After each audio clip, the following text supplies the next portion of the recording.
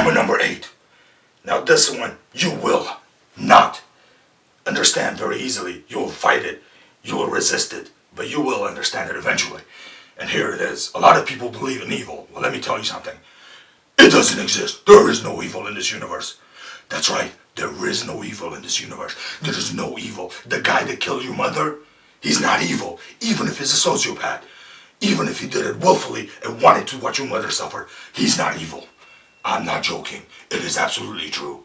It's another truth that you can't handle, that you can't accept, but that I will prove to you that evil does not exist. And let me prove it to you in a simple equation. If you know anything about science and physics, you understand that there's no such thing as darkness. There's only the absence of light.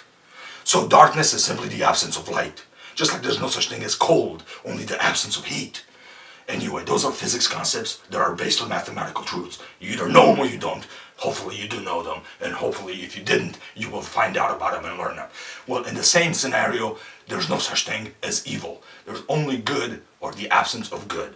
Because in life, things happen. What happens in life? It's motion. Things are in movement. Everything's always moving. There's wind because of the sun. There's plants growing. There's rock falls. There's weather. There's rays. All these things affect life. So when you're a primitive caveman living in a cave, the worst thing you gotta watch out for is animals killing you, trees falling on you, the weather freezing you to death, and or starvation. And these are all things that happen as a result of things moving around you in nature. But none of them are evil. That's not evil. It's just the scenario of the reality you live in. Things in life move. Now, in our modern world, things are way more complicated, because we rely on each other. We live in a society. Society cannot exist if humans don't uphold it. Somebody's got to build the roads. Somebody's got to maintain government. Somebody's got to build the things you buy for your house. Somebody's got to maintain the schools. Somebody's got to build them and have them exist so that you can learn, so that you can function in this society. So this society is very complicated because it's made up of many, many, many things. And these things sometimes don't work. Sometimes they fall apart. Sometimes our own genes don't work. Sometimes you have a child and that child is born with a defect. Now, it's not because of evil that your child is born with a defect. Defect is because the cells in our body are complex. We've got billions of cells. Our genetic code is billions of markers. And sometimes they go wrong. So evil is really the human perception of when things go wrong. Things do go wrong in the sense that things happen that cause us pain, suffering, or harm. Things happen that cause us to react emotionally in a negative way. So we say, oh, that's terrible. But in a more direct and sensory expression, wars kill your family. Wars destroy your nation. So you say, war is evil. An individual kills your mother. So you say, well, he's evil because he did that. No. What we call good in the world is when things the life we live, the world we live in is infinite. There's infinite possibilities in every direction. You know, you can go in an infinite amount of directions. Everything is infinite in this life. And in this infinity, the odds are that something's gonna fall and break your foot. So you're walking in the forest and a rock falls and breaks your foot.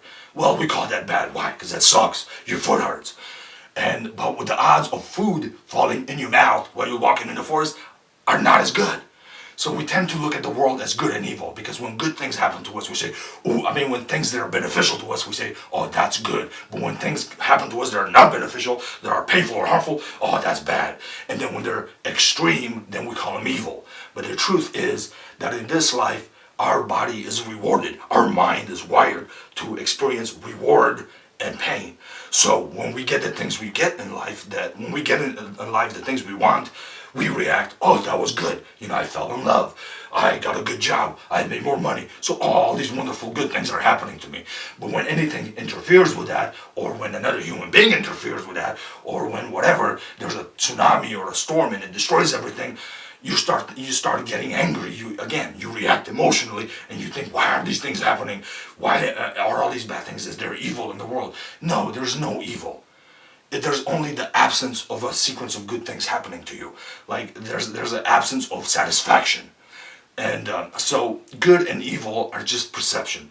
It's how we perceive the world. When things that are beneficial to us, we call them good. So in reality, neither evil or good really exist. It's all a matter of perception. But my point in saying that evil is simply an absence of good is more of a mental way of looking at it. Because in life, most of our lives, in fact, no matter what kind of life you live, are tend to be pretty good. We have enough food in the modern world.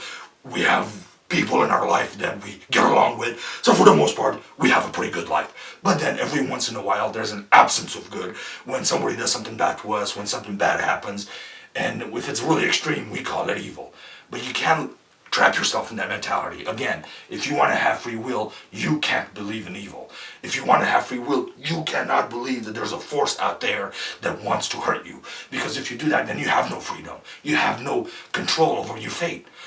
I mean, how can you have free will if there's a force in the universe that wants you evil? That's absurd. You can't have free will. So for you to have free will in this world, you gotta understand how good and evil work. And if you understand how good and evil work, that is, if you understand everything else up till now, you will understand that good and evil is just a consequence of situations, and that nothing's good and nothing's evil. Just some things are pleasurable and some things are painful. And if you know thyself, if you have confidence, if you have self-discipline, if you're not vengeful, then you can understand how you can do things in life that bring more good into your world and keep all the negative, evil, bad things out. And that's the whole point of having free will. You have the will, you have the freedom to apply your will to the world to get the things that make your life better.